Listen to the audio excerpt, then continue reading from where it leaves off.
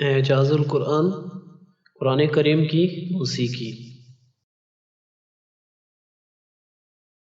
قرآن کریم سے متعلق ایک ایسی عجیب و غریب حقیقت جو انتہائی حیران کن بھی ہے اور متاثر کن بھی۔ کچھ منٹ نکال کر پورا سن لیں، آپ حیران بھی رہ جائیں گے اور شاید دل بھی بھر آئے۔ شکریہ۔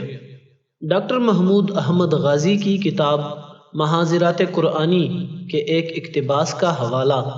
غازی صاحب لکھتے ہیں کہ غالباً 1957-1958 میں ایک شخص ان کے پاس آیا۔ ان کی زندگی کا یہ ایک عام معمول تھا کہ ہر روز 2-4 لوگ ان کے پاس آتے اور اسلام قبول کرتے تھے۔ وہ بھی ایسا ہی ایک دن تھا کہ ایک صاحب آئے اور کہا کہ میں اسلام قبول کرنا چاہتا ہوں۔ ڈاکٹر صاحب نے حسب عادت ان کو کلمہ پڑھوایا اور اسلام کا مختصر تعارف ان کے سامنے پیش کر دیا۔ اپنی بعض کتابیں انہیں دے دیں۔ ڈاکٹر صاحب نے بتایا کہ ان کا معمول تھا کہ جب بھی کوئی شخص ان کے ہاتھ پر اسلام قبول کرتا تھا تو وہ اس سے یہ ضرور پوچھا کرتے تھے کہ اسے اسلام کی کس چیز نے متاثر کیا۔ 1948 سے 1996 تک یہ معمول رہا کہ ڈاکٹر صاحب کے دست مبارک پر اوسطاً 2 افراد روزانہ اسلام قبول کیا کرتے تھے۔ عموماً لوگ اسلام کے بارے میں اپنے جو تاثرات بیان کرتے تھے وہ ملتے جلتے ہوتے تھے۔ ان میں نسبتاً زیادہ اہم اور نئی باتوں کو ڈاکٹر صاحب اپنے پاس قلم بند کر لیا کرتے تھے۔ اس شخص نے جو بات بتائی وہ ڈاکٹر صاحب کے بقول بڑی عجیب و غریب اور منفرد نوعیت کی چیز تھی۔ وہ میرے لیے بھی بے حد حیرت انگیز تھی۔ اس نے جو کچھ کہا اس کے بارے میں ڈاکٹر صاحب کا ارشاد تھا کہ میں اسے بالکل نہیں سمجھا اور میں اس کے بارے میں کوئی فنی رائے نہیں دے سکتا۔ اس شخص نے بتایا، میرا نام ژاک سیلبیر ہے، میں فرانسیسی بولنے والی دنیا کا سب سے بڑا موسیقار ہوں۔ میرے بنائے اور گائے ہوئے گانے فرانسیسی زبان بولنے والی دنیا میں بہت مقبول ہیں۔ آج سے چند روز قبل مجھے ایک عرب سفیر کے ہاں کھانے کی دعوت میں جانے کا موقع ملا۔ جب میں وہاں پہنچا تو وہاں سب لوگ جمع ہو چکے تھے اور نہایت خاموشی سے ایک خاص انداز کی موسیقی سن رہے تھے۔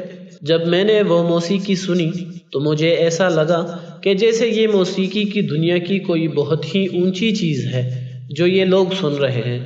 میں نے خود آوازوں کی جو دھنیں اور ان کا جو نشیب و فراز ایجاد کیا ہے، یہ موسیقی اس سے بھی بہت آگے ہے، بلکہ موسیقی کی اس سطح تک پہنچنے کے لیے ابھی دنیا کو بہت وقت درکار ہے۔ میں حیران تھا کہ آخر یہ کس شخص کی ایجاد کردہ موسیقی ہو سکتی ہے اور اس کی دھنیں آخر کس نے ترتیب دی ہیں۔ جب میں نے یہ معلوم کرنا چاہا کہ یہ دھنیں کس نے بنائی ہیں تو لوگوں نے مجھے اشارے سے خاموش کر دیا، لیکن تھوڑی دیر بعد پھر مجھ سے رہا نہ گیا اور میں نے پھر یہی بات پوچھی، لیکن وہاں موجود حاضرین نے مجھے خاموش کر دیا۔ ڈاکٹر صاحب کہتے ہیں کہ اس گفتگو کے دوران میں وہ فن موسیقی کی کچھ اصطلاحات بھی استعمال کر رہا تھا جن سے میں واقف نہیں، کیونکہ فن موسیقی میرا میدان نہیں۔ قصہ مختصر، جب وہ موسیقی ختم ہو گئی اور وہ آواز بند ہو گئی تو پھر اس نے لوگوں سے پوچھا کہ یہ سب کیا تھا۔ لوگوں نے بتایا کہ یہ موسیقی نہیں تھی بلکہ قرآن مجید کی تلاوت ہے اور فلاں قاری کی تلاوت ہے۔ موسیقار نے کہا کہ یقیناً یہ کسی قاری کی تلاوت ہوگی اور یہ قرآن ہوگا، مگر اس کی یہ موسیقی کس نے ترتیب دی ہے اور یہ دھنیں کس کی بنائی ہوئی ہیں؟ وہاں موجود مسلمان حاضرین نے بیک زبان وضاحت کی کہ نہ یہ دھنیں کسی کی بنائی ہوئی ہیں اور نہ ہی یہ قاری صاحب موسیقی کے ابجد سے واقف ہیں۔ اس موسیقار نے جواب میں کہا کہ یہ ہو ہی نہیں سکتا کہ یہ دھنیں کسی کی بنائی ہوئی نہ ہوں، لیکن اسے یقین دلایا گیا کہ قرآن مجید کا کسی دھن سے یا فن موسیقی سے کبھی کوئی تعلق ہی نہیں رہا۔ یہ فن تجوید ہے اور ایک بالکل الگ چیز ہے۔ اس نے پھر یہ پوچھا کہ اچھا مجھے یہ بتاؤ کہ تجوید اور قرأت کا یہ فن کب ایجاد ہوا؟ اس پر لوگوں نے بتایا کہ یہ فن تو 1400 سال سے چلا آ رہا ہے۔ رسول اللہ صلی اللہ علیہ وآلہ وسلم نے جب لوگوں کو قرآن مجید عطا فرمایا تھا تو فن تجوید کے اصولوں کے ساتھ ہی عطا فرمایا تھا۔ اس پر اس موسیقار نے کہا کہ اگر محمد صلی اللہ علیہ وآلہ وسلم نے اپنے لوگوں کو قرآن مجید اسی طرح سکھایا ہے جیسا کہ میں نے ابھی سنا ہے تو پھر بلا شبہ یہ اللہ کی کتاب ہے، اس لیے کہ فن موسیقی کے جو قواعد اور ضوابط اس طرز کرت میں نظر آتے ہیں وہ اتنے اعلیٰ اور عرفہ ہیں کہ دنیا ابھی وہاں تک نہیں پہنچی۔ ڈاکٹر حمید اللہ صاحب فرماتے ہیں کہ میں اس کی یہ بات سمجھنے سے قاصر تھا کہ وہ کیا کہہ رہا ہے۔ اس شخص نے کہا کہ بعد میں نے اور بھی کرت کی، تلاوت قرآن کو سنا، مسجد میں جا کر سنا اور مختلف لوگوں سے پڑھوا کر سنا، اور مجھے یقین ہو گیا کہ یہ اللہ کی کتاب ہے، اور اگر یہ اللہ کی کتاب ہے تو اس کو لانے والا یقیناً اللہ کے رسول تھے، اس لیے آپ مجھے مسلمان کر لیں۔ ڈاکٹر صاحب کہتے ہیں کہ میں نے اسے مسلمان کر لیا، لیکن میں نہیں جانتا کہ جو کچھ وہ کہہ رہا تھا وہ کس حد تک درست تھا، اس لیے کہ میں اس فن کا آدمی نہیں۔ ڈاکٹر صاحب نے بتایا کہ میں نے ایک الجزائری مسلمان کو جو پیرس میں زیر تعلیم تھا اس نئے موسیقار مسلمان کی دینی تعلیم کے لیے مقرر کر دیا۔ تقریباً 1.5 ماہ بعد وہ دونوں میرے پاس آئے اور کچھ پریشان سے معلوم ہوتے تھے۔ الجزائری معلم نے مجھے بتایا کہ وہ نو مسلم قرآن مجید کے بارے میں کچھ ایسے شکوک کا اظہار کر رہا ہے جن کا میرے پاس کوئی جواب نہیں ہے۔ ڈاکٹر صاحب فرماتے ہیں کہ میں نے سوچا کہ جس بنیاد پر یہ شخص ایمان لایا تھا وہ بھی میری سمجھ میں نہیں آئی تھی، اب اس کے شکوک کا میں کیا جواب دوں گا اور کیسے دوں گا؟ لیکن اللہ کا نام لے کر پوچھا کہ بتاؤ تمہیں کیا شک ہے؟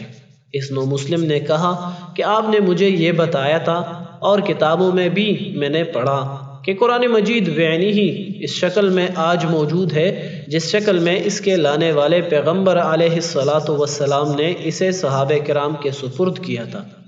ڈاکٹر صاحب نے جواب دیا کہ واقعی ایسا ہی ہے۔ اب اس نے کہا کہ ان صاحب نے مجھے اب تک جتنا قرآن مجید پڑھایا ہے اس میں ایک جگہ کے بارے میں مجھے لگتا ہے کہ اس میں کوئی نہ کوئی چیز ضرور حذف ہو گئی ہے۔ اس نے بتایا کہ انہوں نے مجھے سورۃ نصر پڑھائی ہے اور اس میں افواجن اور فسبح کے درمیان خلا ہے۔ جس طرح انہوں نے مجھے پڑھایا ہے وہاں افواجن پر وقف کیا گیا ہے، وقف کرنے سے وہاں سلسلہ ٹوٹ جاتا ہے جو نہیں ٹوٹنا چاہیے، جبکہ میرا فن کہتا ہے کہ یہاں خلا نہیں ہونا چاہیے۔ ڈاکٹر صاحب فرماتے تھے کہ یہ سن کر میرے پیروں تلے زمین نکل گئی اور کچھ سمجھ میں نہیں آیا کہ اس شبہ کا جواب کیا دیں اور کس طرح مطمئن کرے۔ کہتے ہیں کہ میں نے فوراً دنیا اسلام پر نگاہ دوڑائی تو کوئی ایک فرد بھی ایسا نظر نہیں آیا جو فن موسیقی سے بھی واقفیت رکھتا ہو اور تجوید بھی جانتا ہو۔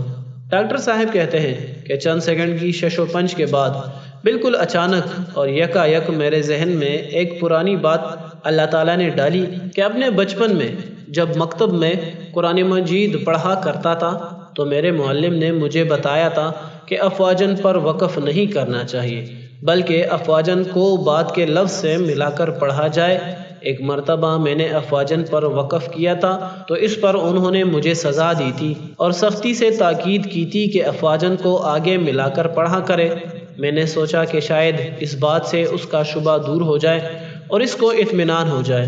میں نے اسے بتایا کہ آپ کے جو پڑھانے والے ہیں وہ تجوید کے اتنے ماہر نہیں ہیں، دراصل یہاں اس لفظ کو غنہ کے ساتھ آگے سے ملا کر پڑھا جائے گا، افواجن فسبح۔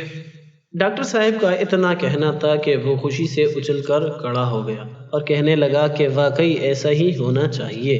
یہ سن کر اس کو میں نے ایک دوسرے قاری صاحب کے سپرد کر دیا جس نے اس شخص کو پورے قرآن پاک کی تعلیم دی۔ وہ وقتاً فوقتاً مجھ سے ملتا تھا اور بہت حیران تھا کہ واقعی یہ اللہ تعالیٰ کی کتاب ہے۔ وہ بہت اچھا مسلمان ثابت ہوا اور ایک کامیاب اسلامی زندگی گزارنے کے بعد 1970 کے لگ بھگ اس کا انتقال ہو گیا۔ اس واقعے سے مجھے خیال ہوتا ہے کہ قرآن مجید کی جو صوتیات ہیں یہ علم و فن کی ایک ایسی دنیا ہے جس میں کوئی محقق آج تک نہیں اترا ہے اور نہ ہی قرآن مجید کے اس پہلو پر آج تک کسی نے اس انداز سے غور و خوض کیا ہے۔ محاذرات قرآنی، ڈاکٹر محمود احمد۔